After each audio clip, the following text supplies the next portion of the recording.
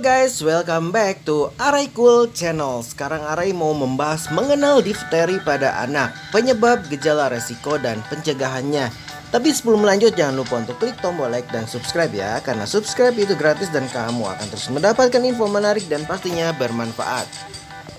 Dikutip dari Ikatan Dokter Anak Indonesia atau IDAI, difteri ini disebabkan beberapa faktor, yaitu cakupan imunisasi yang gagal mencapai target dan imunisasi yang gagal membentuk antibodi secara maksimal pada anak. Selain itu, jurnal berkala Epidemiologi Unair tahun 2018 juga menyebutkan bahwa Southeast Asia Region setiap tahunnya menempati urutan pertama kasus difteri di dunia. Indonesia merupakan negara dengan kasus insiden difteri terbanyak kedua dibandingkan India. Mengingat difteri juga sering terjadi pada anak-anak, maka penting bagi ibu untuk tahu apa itu difteri pada anak, penyebab, resiko, dan cara menjaga si kecil ya, agar terhindar dari penyakit tersebut. Mengenal difteri pada anak. Difteri pada anak umumnya mudah menjangkit anak-anak di bawah 5 tahun. Anak-anak yang tinggal dalam kondisi sesak atau tidak bersih, kurang gizi, dan tidak diimunisasi sejak dini juga berisiko lebih tinggi. Difteri dapat diobati dengan obat-obatan, namun pada stadium lanjut difteri dapat merusak jantung, ginjal, dan sistem saraf.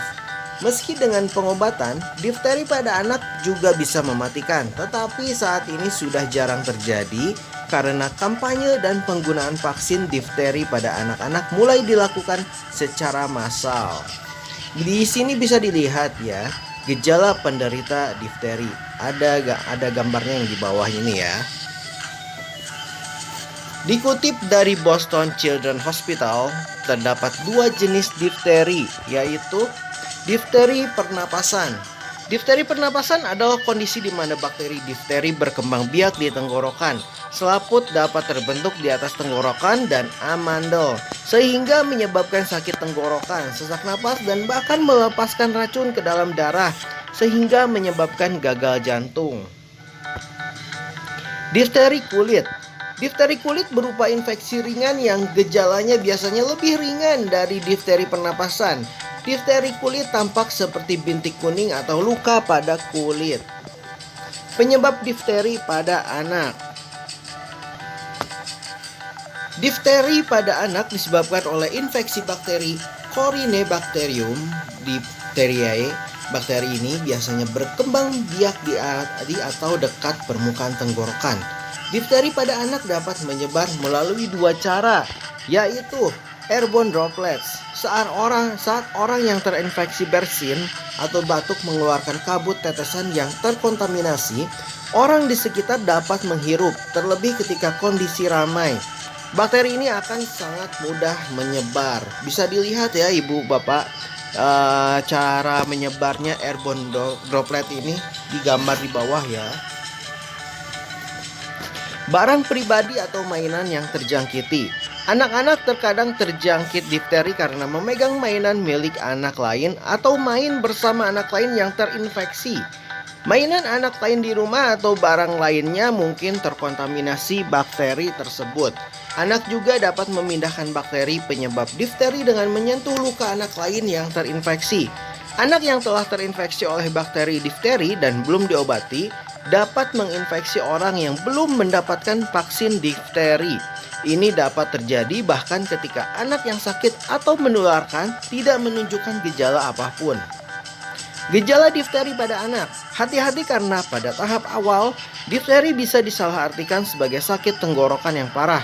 Demam ringan dan kelenjar leher bengkak adalah gejala awal difteri pada anak. Racun yang disebabkan oleh bakteri dapat menyebabkan lapisan tebal atau selaput di hidung, tenggorokan, atau saluran napas. Hal ini yang membuat infeksi difteri berbeda dari infeksi lain yang lebih umum dan juga menyebabkan sakit tenggorokan, misalnya radang tenggorokan. Saat infeksi difteri pada anak berlanjut, seseorang mungkin mengalami kesulitan bernapas atau menelan, mengeluh penglihatan ganda, berbicara cadel, bahkan menunjukkan tanda-tanda shock, kulit pucat dan dingin, detak jantung cepat, berkeringat, dan penampilan cemas. Pengobatan difteri. Seseorang dengan difteri harus diisolasi untuk mencegah penularan. Anggota keluarga dan kontak dekat lainnya yang belum diimunisasi atau yang masih sangat muda atau tua harus dilindungi dari kontak dengan pasien. Perlu diketahui, difteri pada anak mudah menular dari orang yang terinfeksi ke orang lain melalui bersin, batuk, atau bahkan tertawa. Ini juga dapat menyebar melalui barang-barang yang digunakan oleh orang yang terinfeksi.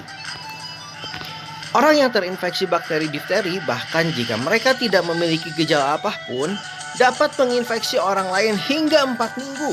Masa inkubasi atau waktu yang dibutuhkan seseorang untuk terinfeksi setelah terpapar difteri adalah 2 hingga 4 hari, meskipun dapat berkisar antara 1 hingga 6 hari.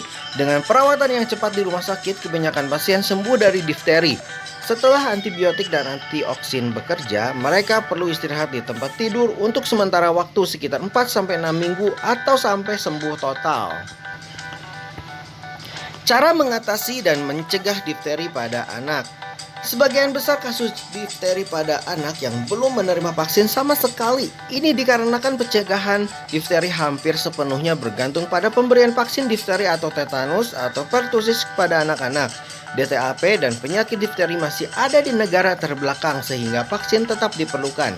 Vaksin DTaP merupakan vaksin yang lebih baru dan kecil kemungkinannya menyebabkan reaksi dibandingkan jenis yang diberikan sebelumnya. DTaP diberikan pada usia 2 bulan, 4 bulan, 6 bulan, 15-18 bulan, 4-6 tahun, dan 11-12 tahun. Lalu booster setiap 10 tahun setelahnya. Beberapa anak tidak boleh mendapatkan vaksin DTaP atau harus mendapatkannya nanti. Oke guys, sekian saja info dari Arecool Channel. Semoga info ini bermanfaat ya. Dan nantikan info selanjutnya dari Arecool Channel. Dan jangan lupa untuk klik tombol like dan subscribe ya. Tetap sehat, tetap semangat. See you, bye-bye.